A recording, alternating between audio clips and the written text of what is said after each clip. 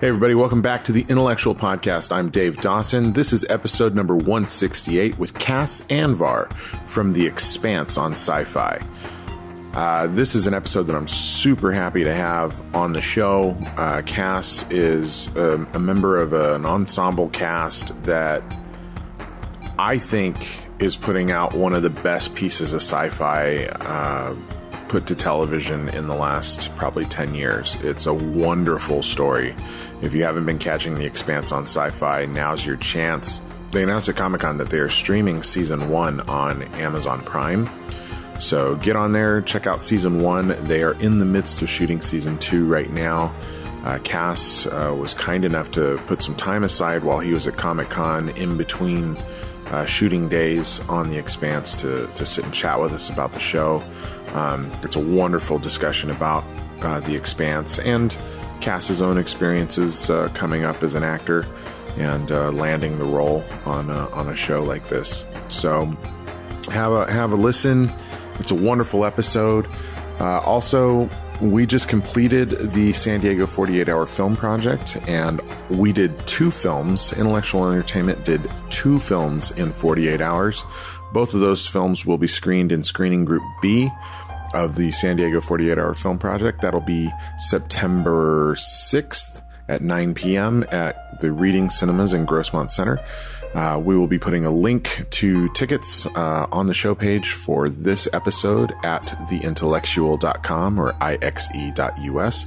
So if you're listening on your podcast app or just catching the show in some other manner, go visit the website, theintellectual.com, and click on the show page for this episode, and you can find links to buy tickets to come see our science fiction movie known as Discontinuance and our coming-of-age film known as Bittersweet Fortune.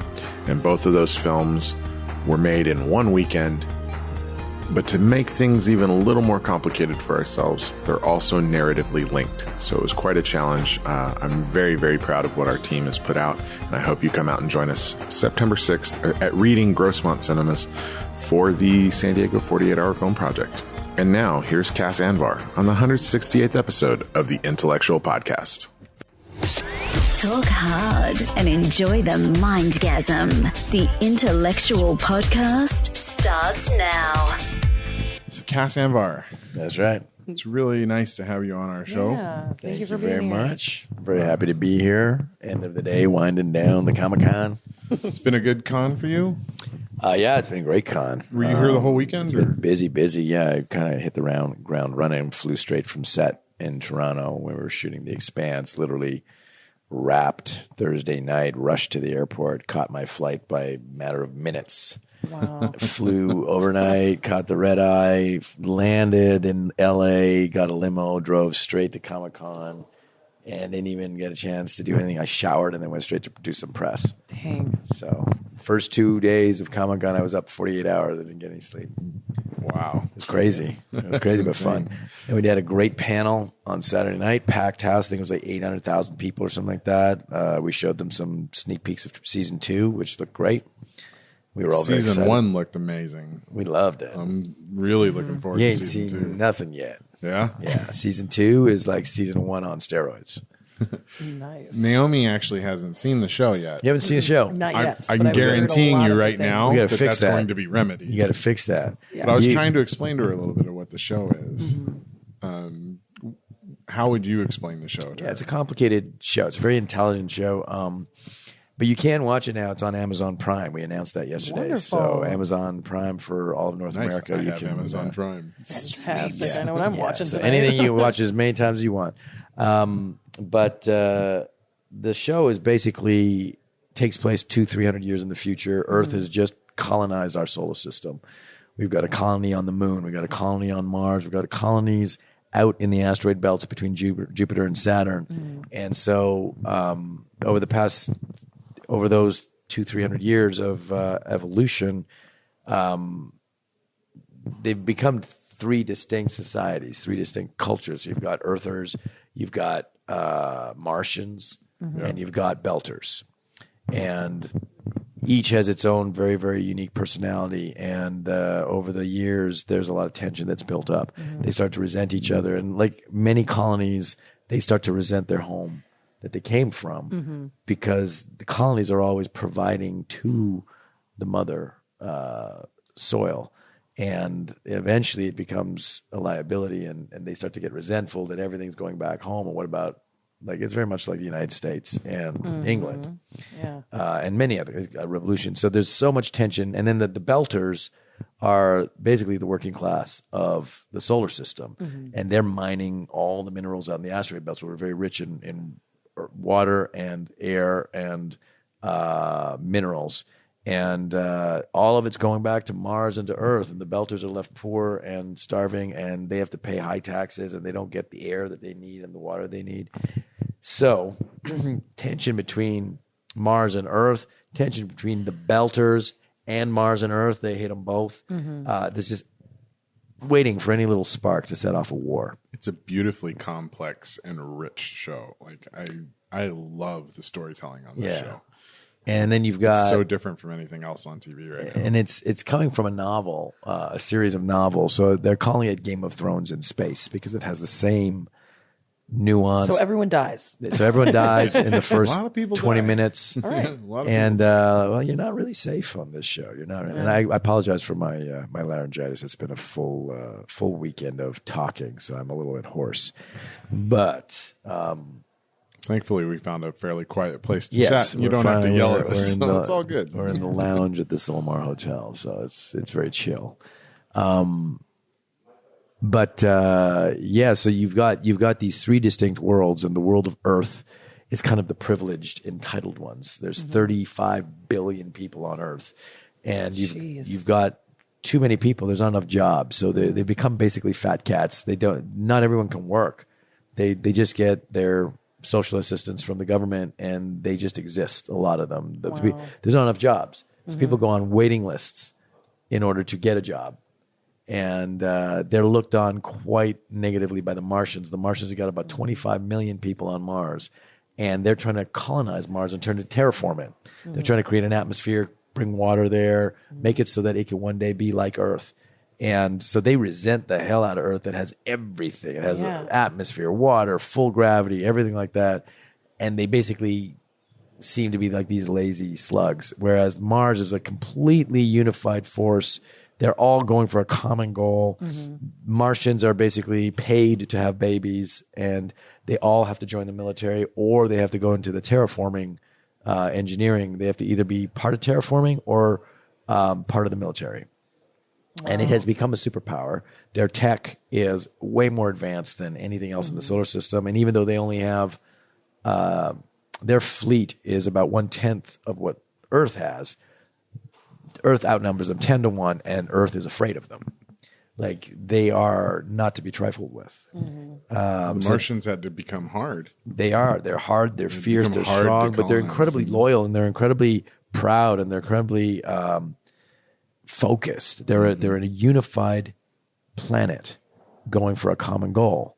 And then you have the Belters, who are...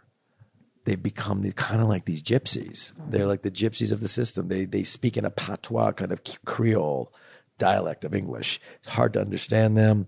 They're very, very multi-ethnic, and they call themselves rock hoppers. And they basically grew up in zero G. They have no gravity. They're almost always in a spacesuit. And they have a couple of asteroids that have been hollowed out and spun to create some gravity. And that's their home. So that's the equivalent of a planet. They've never grown up in any kind of real gravity, so their bones, their physiology is starting to change. They're starting to go through mutation. They go through mutations. really cool. They get bone density issues. They can't go back to Earth Wow. because they'll get crushed.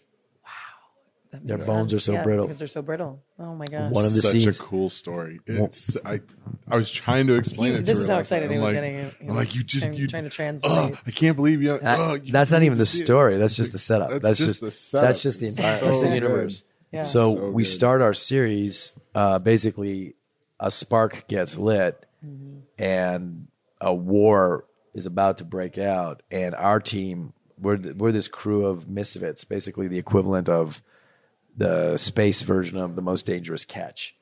We're out there. We're out That's there. an interesting analogy. We're like oil rig workers. Yeah. We're mining ice from the asteroids Yeah. because that turns into water and oxygen, and we're basically a whole ship full of belters, Martians, Earthers, just a hodgepodge of people. They don't give a shit about who they are or what they come from. They just most of these people are all broken, damaged people running from something in their lives, and they need somewhere to hide, and so they end up on this ship called the Canterbury. And they're like right at the eye of the storm of everything. And they get caught in the middle of the ignition of what's about to set off a system-wide war. And they get not only caught in the middle, but they get blamed for it. Yeah. And so we end up, I'm the pilot of the ship. And I play Alex Kamal, who is a Mars-born fighter pilot who's got of Pakistani East Indian descent with a Texas accent. Interesting. Why would he have a Texas accent, you might ask? And that's a very interesting question. The answer would be that in this universe, the creators asked themselves, who would be those people that would colonize Mars? Who are the people that are going to take that one-way ticket? Because you go to Mars, you're not coming back. You're not coming back. You're gonna be buried on Mars. It's that old West mentality. And so the people who are the most successful in our world now at carving out a niche, populating something, turning it into something, creating a culture, are the Asians, the East Asians, Indians, and the Texans are the ones that can conquer hostile terrain. And Mars is a very, very hostile world. It's cold. It's got no atmosphere to speak of low gravity, not a lot of resources to live off of. So the people who went to Mars are Indians, Pakistanis, Asians, and Texans. And so Alex, my character, Alex Kamal, is a product of all of those cultures. Huh. So, and the rest of the people on my ship are equally diverse and lost and looking for something. And then we get caught in this thing and we end up running for our lives for the entire season, trying to keep ourselves alive. Every episode, something is blowing up because they're trying to kill us.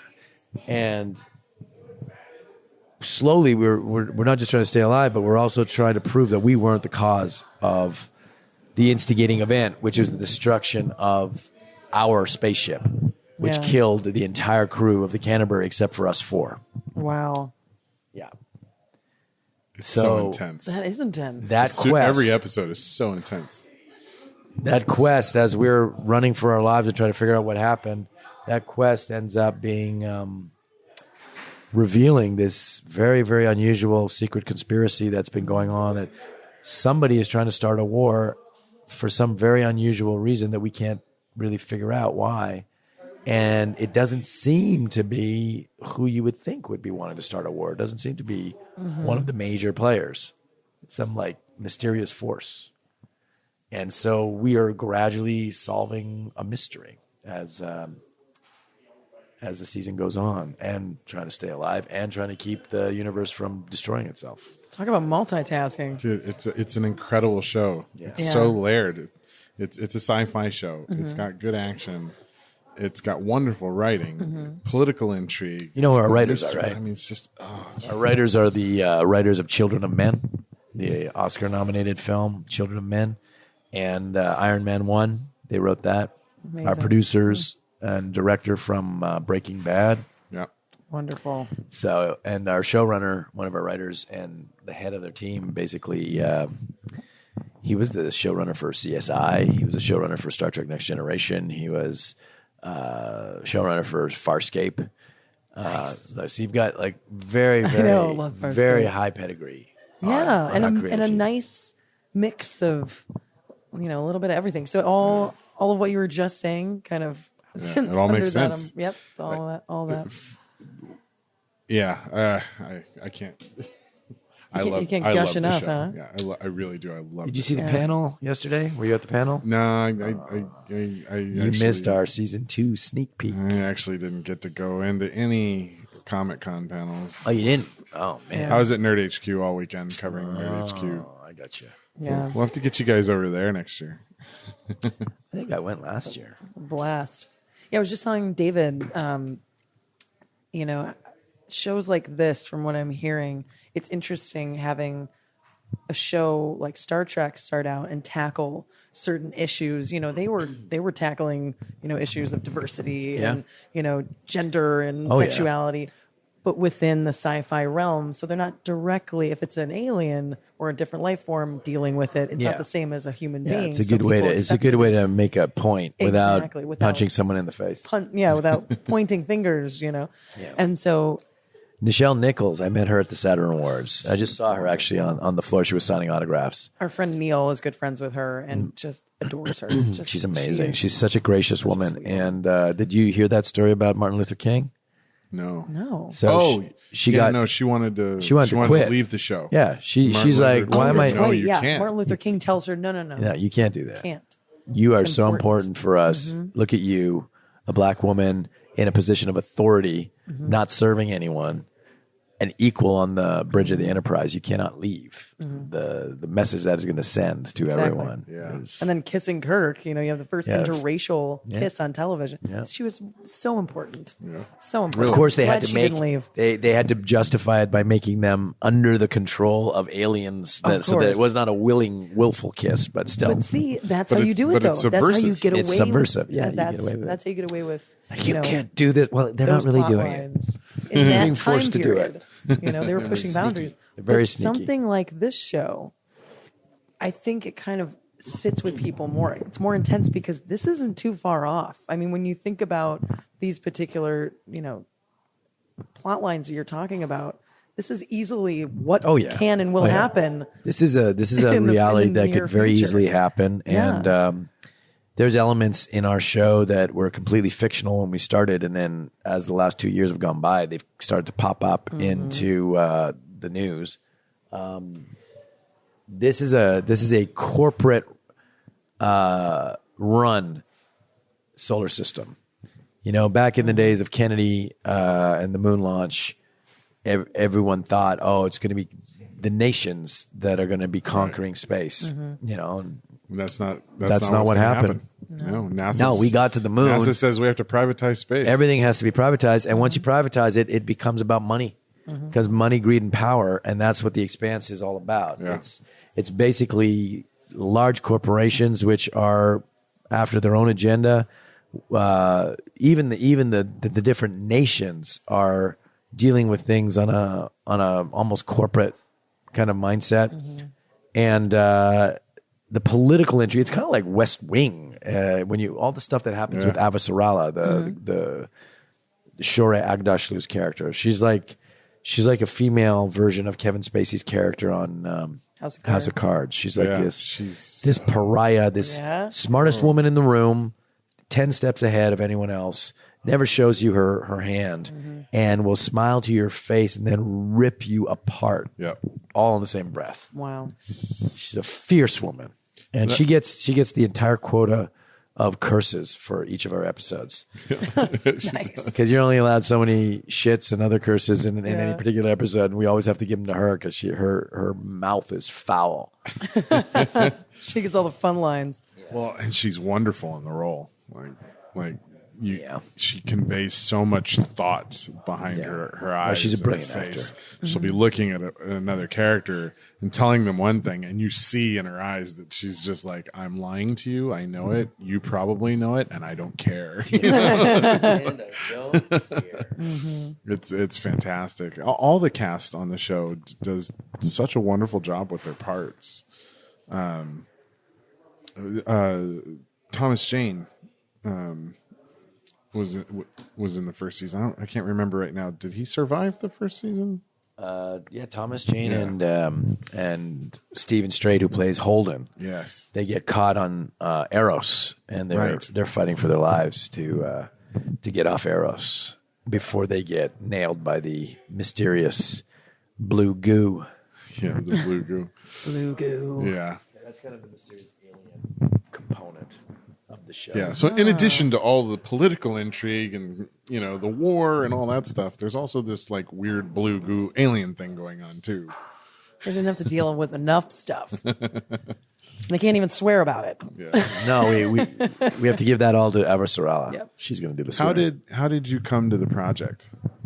I was in Canada shooting Olympus, and they sent me the script and the sides for the first audition, and it basically the character is described as, Alex Kamal, Mars-born fighter pilot, best pilot in the solar system, Pakistani descent with a Texas accent, and I'm like, sign me on. It's like, when am I going to get a I was chance? born for this role. When am I going to get a chance to play Han Solo in this type of an environment? And then I read the script and I was like, holy crap, that's a good story. Like, it was beautifully written. Mark Ferguson and Hawk Oddsby are the two writers who broke the pilot, the first two episodes. And they're the ones who wrote Children of Men and Iron Man 1. And their treatment of those first two episodes were so good. I just fell in love with it and did my audition. And I was really excited about the audition because I got to play this character that I loved so much. So I really had fun with it. Like, it was probably one of the best auditions I've ever done. And they called me and said, oh, they really loved your tape. They want to see you for a screen test. Oh, it's a dog. There's a dog Sorry. going crazy in the hotel Sorry, lobby. that's my stomach. I'm really hungry. You and might have laryngitis, but your stomach comes through Stomach's loud doing and clear. just great. So they want to see me for a screen test and want me to fly to LA from Vancouver. And I'm thinking to myself, I can't do better than I did in that audition. That was my best audition I've ever done. All I'm going to do is do worse or the same. And then I'm going to be in front of all these people, and there's going to be camera here, and there's going to be executives everywhere. I'm probably going to be nervous. And so I told my manager, I said, just tell them I'm busy.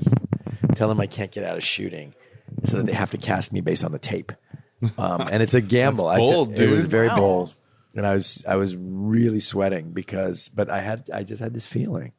And because I knew I nailed it, and I knew I got a good take on that character, and I knew they really liked it. So I was thinking, maybe they'll cast me off the tape. And it's been done before, Yeah. because he's not the lead. It's not Holden. It's not Miller.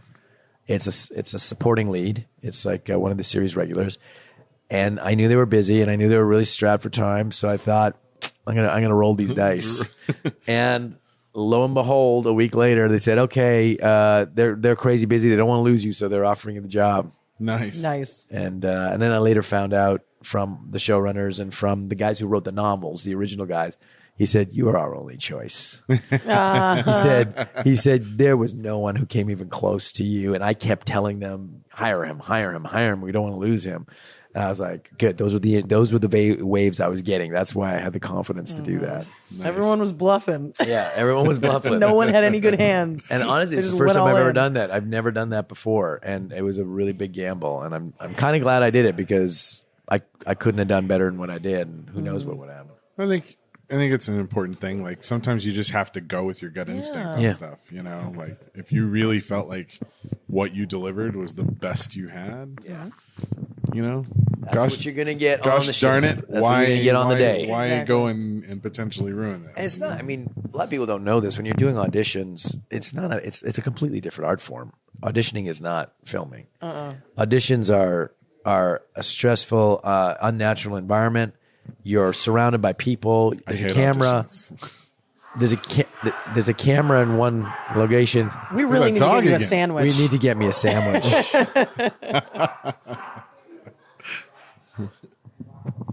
I'll get right on that. That's our co-producer Carla. But you're not in the environment you're going to be in when you're shooting, and so I try to not let myself get sabotaged as much as possible, and I try to control my auditions. I try and control it as much as possible so that it's mine. I do it the way I want to do it. Well, I think because I direct, and I think when I've done auditions, it's the people who can walk into the room and just their presence says it's their room. Yeah. At that moment, the people who can just kind of walk in and control a room are always the ones that stand out the most. to That's me. right. They take over, and they basically own the space for the 5 minutes that they're there. That's takes years of auditioning to be able to develop that. You need a lot of confidence, and you got to understand.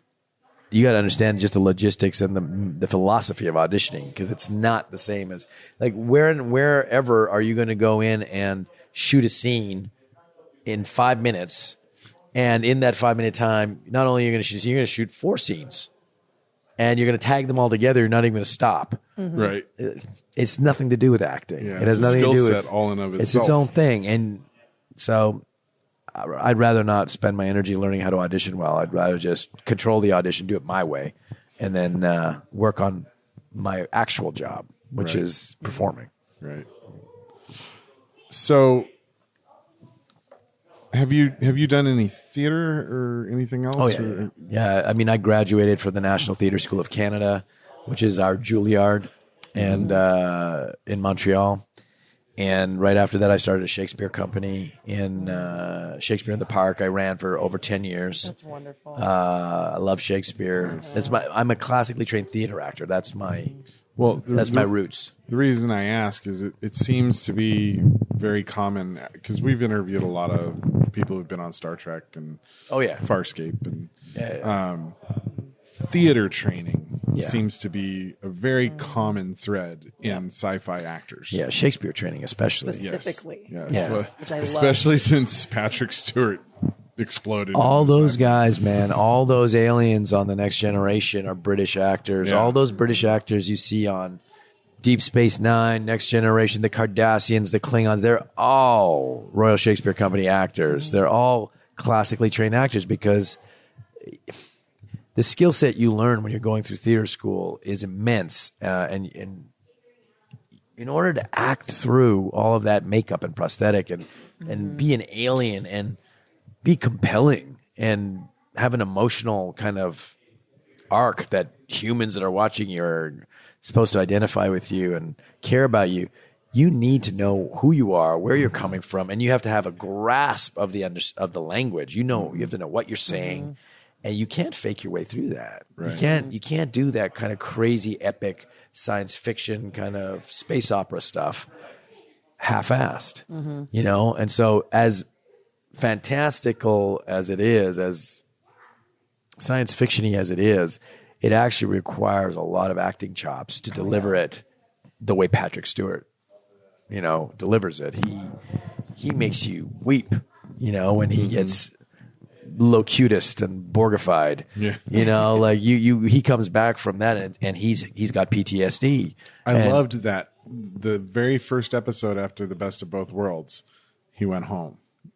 Right. And it was a To family reconnect, drama. The next episode was a family drama on Earth. Yeah.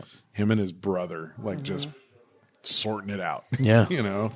I thought that was such a brilliant piece of writing Yeah. on Star Trek. And I think that having classically trained theater actors in those parts, because so much of theatrical training is about getting to the core persona of the character. Even though you're in these grand space battles and whatever else, We tend to these forget. actors are all focused on character. They don't care. They don't care if you're wearing, neoprene and firing space lasers. They don't care about that. You care about the emotional reality of the character. What's his motivation? What's his intention? Where does he come from? What's his damage? That's all. It doesn't matter if you have antennas on your head or if your skin is blue or green or whatever. Exactly. That's what makes good acting. Yeah. How did you make the transition from doing theatrical work to being in film? I was doing a lot of film and television while I was running my Shakespeare company, and then I finally booked a couple of really nice films like Shattered Glass with Hayden Christensen and Terminal with Tom Hanks, the Spielberg movie. And those two movies took me to Hollywood. Nice. What was your experience like on Shattered Glass? It's terrific. Billy Ray, the director and writer, not to be confused with Billy Ray Cyrus, but his first name is Billy, his last name is Ray. There's a lot of Billy Rays in the world. He Especially in Texas. he was the writer of Saving Private Ryan. So he's and also he was a big part of that airplane movie with Jodie Foster. Oh, yeah. It wasn't Flight. I can't remember the name of She it. loses her kid on the airplane Yeah, and I know. Yeah, I know. all of that. Can't remember what it was called. But anyways, he had a really good pedigree of films, and this is his first directing gig, and he just killed it. He had done his research. He had gone to acting class. He had his little crimp notes of how to talk to actors, and his script was based on a lot of transcripts because the show, the film Shattered Glass, is based on the real story of Stephen Glass, who was a reporter that forged 27 of his stories over 2 years, completely manufactured. Wow. And nobody fact checked him. And so his stories got published in the biggest publication in Washington, D.C., The New Republic, which they called the in-flight magazine of Air Force One. And 27 of the stories that were in there were complete just bullocks. Total fabrications. Wow. And it created a huge stink. And I played a character of a competing paper, the editor, which is a real person, named Kambiz Farouhar. And he's the guy who discovered the fraud. Because this guy's writing articles about hackers and stuff like that. And my magazine is a digital magazine all about hacking and computers and stuff like that. And I didn't know that story. How does he get that story? And so I send my reporters out, they sniff it all out, and they find out that it's all fake. Right. And then we start looking back at more stories, and there are more fake stories. And finally they gather together the lump sum is 27 over 2 years that he's just been handing in, and no one's been fact checking. So it was beautiful. It was nominated for Golden Globe, nominated for Spirit Awards. I think Peter Sarsgaard got a Spirit Award for Best Supporting. Yeah, that was a really, really good film. For you as an actor, stepping into a part like that one versus The Expanse, how does the type of project change your approach in creating the character? I mean, if it's a realistic kind of political thing, it's a lot of research involved to try and be accurate. If you're doing a job that you have no idea what that job entails, watching a lot of footage and news reports and stuff, doing a science fiction show, I mean, I'm such a huge geek myself. It's like I'll read the book and then I'll just dive in. I mean, I didn't have to really work on my accent. It was an accent that I had in my bag of tricks already, right. So I was comfortable with that. And my best friend, who you met, is Texan, so that helps. That doesn't. Every time I go off base, she lets me know. She's like, "What the hell are you saying?" She's like, "You can't say that. We would never say that. You know, that is so cliche." I love that. I love that he's got that backup. Yeah. And then I'll say, "Give me a bunch of expressions. I want to say something here about that I'm afraid, or I want to say something here like I'm really pissed off." And she'll just list off a bunch of Texas expressions, and I'll be like, "Ooh, that's colorful. I like that." And then I'll kind of sneak it in. I'll replace a line of dialogue that's very straight, and I'll sneak in a Texas witticism that says the exact same thing. And some of them are pretty ridiculous. Yeah. Yeah. Oh, they are. I lived in Texas for 3 years. Oh, did you? Oh, yeah. Okay, so maybe you'll know this. Have you ever heard this expression when you cook something for someone and it's really good and you like really put your mark on that? You know an expression for that? You ever heard anything? No. You ever heard someone go, "Wow, you really put your foot in it"? Wow. That's right. Have you heard that? Yeah. You have. Yeah. That's a comment you make. I heard that one time in Waco. If people like your food, or if you did a lot of work on food and you're really happy and proud of it, you say, "I really put my foot in that," or they'll say, "Wow, you really put your foot in this meal." Maybe it's like a I Love Lucy reference, like when they're crushing the grapes, like they really put their foot. They really did put their feet. They in it, really did. Yeah. So yeah, I love that. I love that creates the character, though. It's not just that texture. It's not. Yeah, exactly. It's not just the costuming or the makeup or the hair or even the accent. It's you're giving your character, little that spice. You're it's adding color. This it's and colorful. texture. It's texture. Exactly. It's what brings the humanity to a character. That's when you bring the character to life. I feel. Mm-hmm. Absolutely. Yeah, we were actually talking about that recently about the Marvel films versus the DC films. One of the things I love about the Marvel films is they seem to remember to bring humanity to these characters. And the perfect expression of that for me was Spider-Man and Captain America battling in Civil War. Right. And Captain America says, "Where are you from?" He says, The Bronx. From Queens. Or Queens, yeah. He's like, yeah, Brooklyn. Brooklyn. And that's it. Yeah. And he wanders off with a smile. It's like, yes, those are real people. Yeah. That's what I like. So bringing in Texasisms, Absolutely. Yeah. that's the thing that makes a character feel real. Yeah. That's fantastic. Yeah, and they're so colorful too, Oh my they're gosh, super yes. colorful. I have so family colorful. in Houston. I'm gonna work one in that they've been vetoing for a long time, but I'm gonna find a way. I'm gonna find a way to sneak it You'll in. get it. They're like, "What the hell did you just say?" And I'm like, "Don't worry about it. Don't worry about it. I'll get it." Yeah. So how long have you been in production on season 2 at this point? Since April, we're currently at episode 8, and I'm flying back to start episode 9 tomorrow. Yeah. How many episodes in second season? Second season's gonna be 13 hours. So you're almost through. Almost done. Almost, yeah. I'm gonna be done in September, October. Yeah. You have anything on the horizon? A couple of things in the works, nothing final yet, so nothing to talk about. But the infamous. I can't talk about it. I can't talk about lots of things. but we will.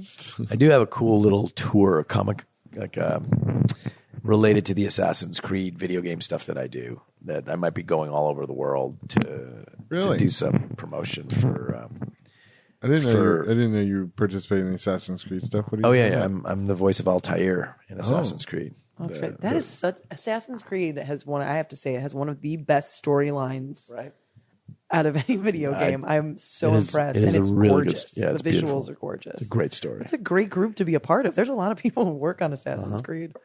That's great. What is that? What's that like for you to go from?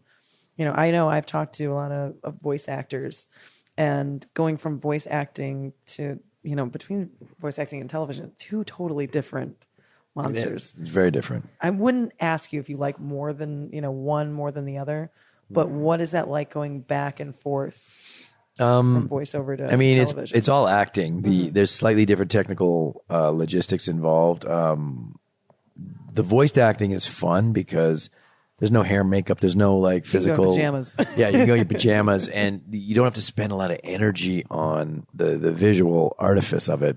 And on top of that, you can play anything that you can sound like. So when I did Halo 4, I got to play Lieutenant Dalton, who was like a gruff, scruffy little redneck Irishman, which I would never get to play that on camera. But you literally can be anything. But I can put on that voice and I'd be like, "Phantom's inbound, get your ass on the cover," and it's like, oh, okay, that guy looks exactly however he sounds. So you know what I mean? That's so freeing as an actor, because you are. I get to pay a 300-pound Russian general.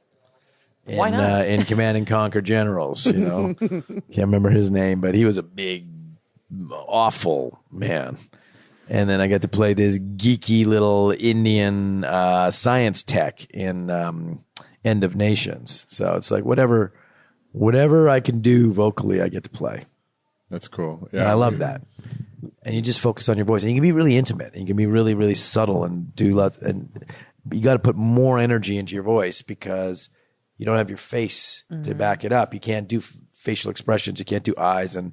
So the voice has to actually undulate and inflect to make up for the lack of facial expression, and that takes a lot of focus and concentration. Yeah, I love voiceover acting. I've done a little bit myself. We're actually both of us are wanting to break into it more. Yeah. We had Jim Cummings on our 1-year anniversary of our podcast. Which was a huge thing for me, to get to talk to Winnie the Pooh and Tigger. Darkwing Duck was just amazing. It was so much fun. How did you move into doing voice work? I got a voice agent. Just got a voice agent in Los Angeles, and it came late actually in the game. My voice work came long after my film, television, and theater. So it just started a few years ago. We just got to go get voice agents, apparently. Done and done. All right, let's do it. We're good. We can do that. Easy. We've conquered Comic-Con. We can do Easy, anything. done. If we can do Comic-Con, we're good. Yeah, it's fine. So when are you heading home? You going back today? Or? Yeah, I'm flying tonight. Yeah. Yeah. Doing the all-night flight in and then back to work in the morning? Yeah, I just found out I might be shooting tomorrow, so I'm going to have to get some sleep on that flight. Crazy schedule. Yeah. That's TV, right? I mean, It is. you're essentially shooting a movie every week. Well, I and mean, a half. all of the cast for The Expanse was here, and they didn't stop shooting, so our actors were flying back and forth from Toronto. Like, this person would come in, do some Comic-Con, fly back, come back 2 days later, go do some more Comic-Con, come back. Our people now are all over now, flying all over the place. And that's really the monster of television. But it's rewarding. But that, the Scott Bakula panel with Zachary Levi, they played father and son. And Scott would actually check in with Zach, and he was just like, "How you doing? I know this is hard. Like, it's rough." And the fact that they understood how difficult it was, you just gotta, put your head down and go. Right. People always see the glamour and the dresses and who's dating who, and it's like Because they only that's see the so, red like, carpet photos. That's like a speck of time, and it's really people don't understand the hard work that hard it work. takes. It is and hard the work. long hours. And I mean, it's a glorious job all the wonderful people when you you're get to work working, with. but it is brutally hard. hard work. But it's just really fun. Oh, yeah. It's hard work, but it's fun. And a lot of people, when I bring people to sets to watch, and they're for 16 hours on set, sitting and waiting, and they're watching what I'm doing, and they're watching me sitting around and waiting. Hurry And up they're and like, wait. and by the end of it, they're wiped. They haven't done anything. Yep. And they're just exhausted. And they're like, I don't know how you do this every day. I said, yeah, I do this every day. Exactly. And they're like, is it like this every day? So yeah, pretty much. I've been on Facebook and Snapchat for 12 hours. Exactly. Get used to it. How do you stay awake? I said, that's the job. Exactly. Eat crafty. Staying primed and ready to go, being like in the moment. You're in a life and death scene, and you've just been sitting around for 6 hours, falling asleep. And how do you get back on set and like just nail it? That's the job. Exactly. I've had to explain that to some of our crew members sometimes because they're like, "Oh God, why are they having such a hard time getting into the character?" And I was like, "Because we haven't had them on set for 6 hours. They've been sitting around doing, whatever, waiting for us. Yeah. Like you can wait 10 minutes for them to get in the character. Chill out. Let them warm up. Give them a moment to get back up to speed because Yeah. we just told them to sit around for 6 hours. Yeah, Like, exactly. You go sit for 6 hours and then come in here and tell me you're going to, pick up a hammer and start swinging it effectively right away. You got to get mentally into it. Just Exactly. relax. So, thank you for sitting and chatting with us. I know, My pleasure, guys. You're suffering the laryngitis. I am. 4 days It's of my Comic-Con will do that to you. My husky, sexy con voice. I'm so looking forward to watching season 2. And I'm getting looking her to for- watch I'm season really- 1. You're gonna love I'm it. really I looking definitely, forward to it. we're going to watch season 1 because I want to refresh like the whole Amazon season before Prime. I go. So Amazon Prime's got season 1. Wonderful. We just dropped that yesterday at the panel. That's got to be exciting too. That's Very. wonderful. It's a game changer now that we're. Oh yeah.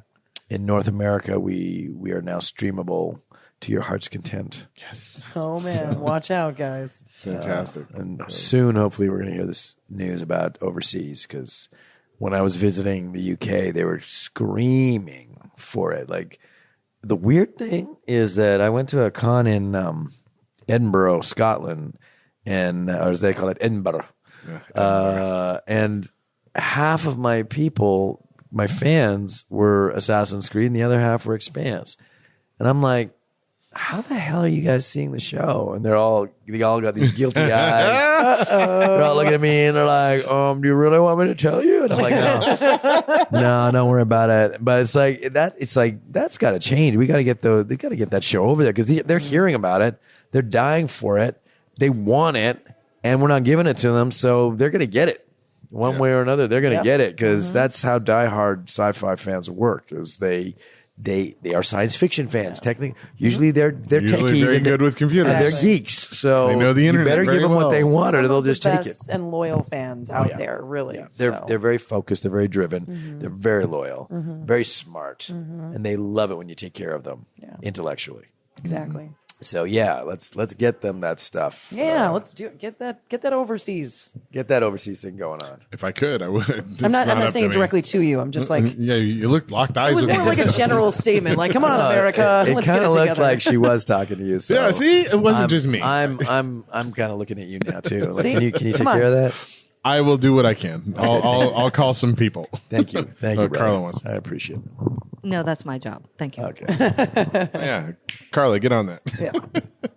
All right. So thank you so much, Cass. My pleasure, guys. Really appreciate it. Have a safe Thank you. trip home. Yeah, You as well. We're just up the road, so Yeah. you have the long trip. Take care. Thank you. All right. Hello there, citizens. I am the terror that flaps in the night. I am the floaty that will not flush no matter how many times you try in the toilet bowl of crime. I am Darkwing Duck, telling you please, talk hard and enjoy the mindgasm. Whatever the heck that means. After all, you are watching Intellectual Podcast with your ears.